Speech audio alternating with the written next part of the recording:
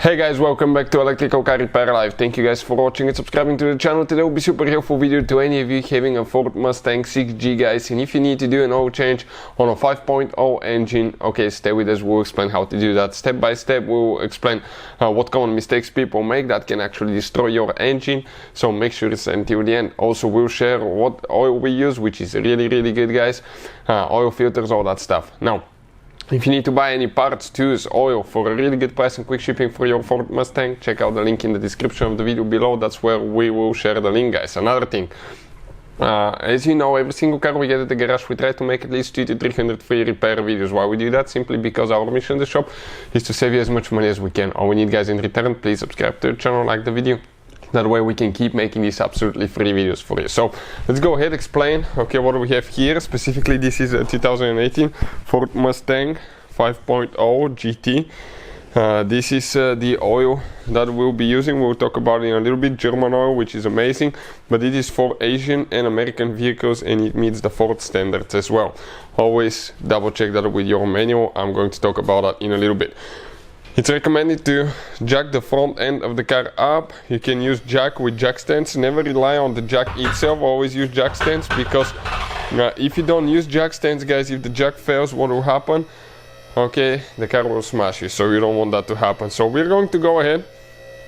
Okay, now we're going to raise it on the portable car lift that we have here. Okay, which is great, by the way. And we'll continue with the next step. So now we're going to get a container. That 5.0, guys, it's almost 10 quart capacity. Probably it burned some, but have a big container. We're going to talk exactly about the capacity in a little bit, so make sure you stay until the end. And if you come right here, okay, this is your oil pan, okay, right there. So the drain plug now, guys, there are two types. One where you can install a ratchet for squirting, or this one is by hand. It will come out super fast. I recommend to do the oil change. Okay, some people do it when the engine is warm, so the oil can come out. Others do it when it's cold, so you don't burn yourself. It's up to you. Always wear eye protection, gloves as well. So we just twist that drain plug. It starts coming out. Okay, you can see pretty long drain plug. It's coming out now. So let's see how much oil we have. According to the manual, it's 10 quarts or 9.5 liters, but obviously it burned some for those 10,000 miles. It's pretty nasty looking, by the way. Okay, it's slowing down, so I think we'll be able to catch all of it in that container. And if you use jack stands and just jack the front end of the car, it will actually help even more, because the engine will be tilted towards the back, so you will be able to get even more out. Now that drain plug, inspect the oil seal, but in my opinion, replace it. I'll put a link in the description of the video below where you can get a drain plug from for a really good price. But I wouldn't take chances with a plastic plug. It's not expensive. Okay, I would recommend to replace it with every oil change. So we'll go ahead, let it drain, and we'll continue. So we're ready to install the plug. Okay, lubricate the oil seal to make sure that it can close good. Make sure it goes where it's supposed to. Perfect, just like that. Next step, okay, we need to go ahead, okay, and remove the oil filter.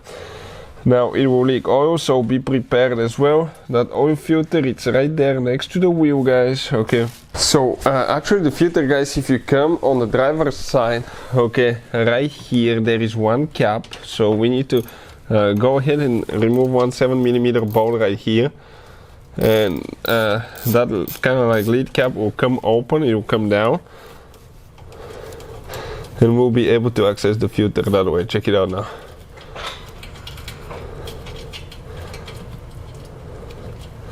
Okay, perfect. Now pull it down. Okay, just like that.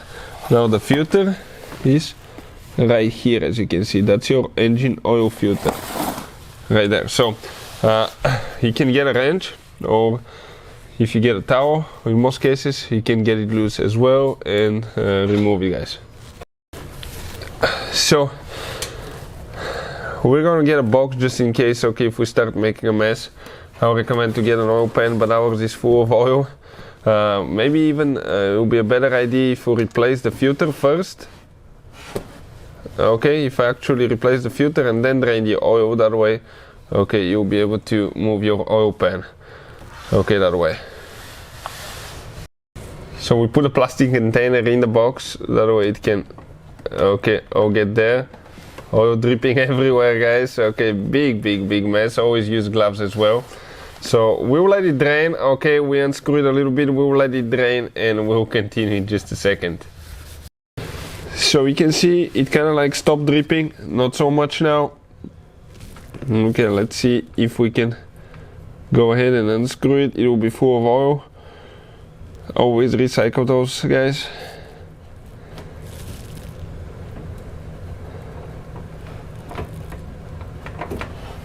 Okay, coming out, that's the filter. Perfect. Now we will wipe everything, we will let it drain in the container and we'll continue with the next step.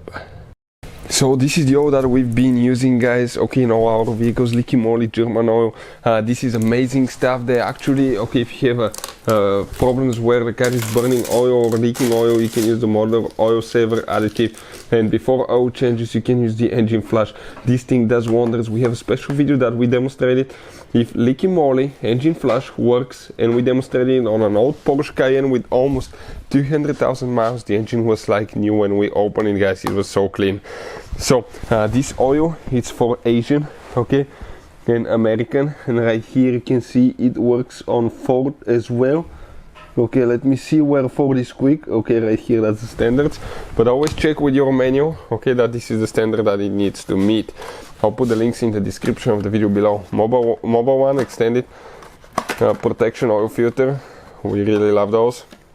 So what do we usually do in order to avoid dry start, guys? Okay, we're going to go ahead, okay, and fill up the middle of the filter, okay, not the holes here but the middle, with engine oil. Okay, that way we can avoid that that dry start, because dry start means the engine is not getting oil for a second or two when you start it, because the oil filter will be empty, and as a result, guys, okay, eventually that can put a little bit of wear or tear on the bearings and stuff like that. Especially if you have a higher mileage engine, it's not recommended.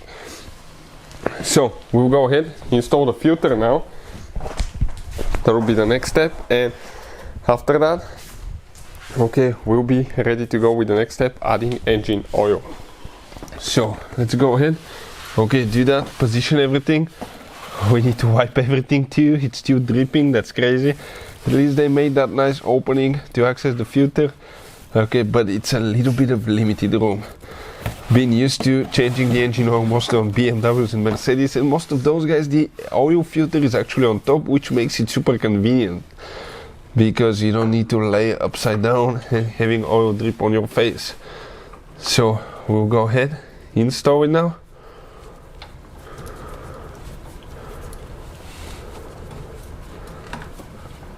Alright, let's just get it tight as much as you can. Don't use any tools. I would recommend to have clean hands, even rubber gloves, and get it tight, and just get it tight by hand. Make sure the oil seal from the old filter is not stuck on the oil filter housing and it's still on the filter, because if you put seal over seal, you'll develop oil leaks. Always make sure you don't have any oil leaks as well. Okay, once you do the oil change, maybe start the car and recheck everything to make sure you don't have any oil leaks. So next we're going to close that okay, that door here, install the screw. Okay, let's go ahead, do that, get it tight, and after that we can just go ahead and continue with the next step. So 3 things not to forget: to install the oil drain plug, to install the oil filter and get it tight, and there is one more thing, make sure you stay until the end. For the next step, you need to bring the car down. So if you had it on jacks or anything like that, or a car lift, just bring it down. Everything needs to be level. Now, right here is where the oil cap is on top. We're going to go ahead and unscrew the other one. Don't leave it on the engine because it can easily fall somewhere. Now, if you guys have white vapor on the cap, okay, like that, that could indicate sometimes problems with PCV valve not working correctly. So we have a special video that explains the symptoms of bad PCV valve. So check it out, it will be on our main YouTube channel, Auto Repair Guys. What are the symptoms of bad PCV valve?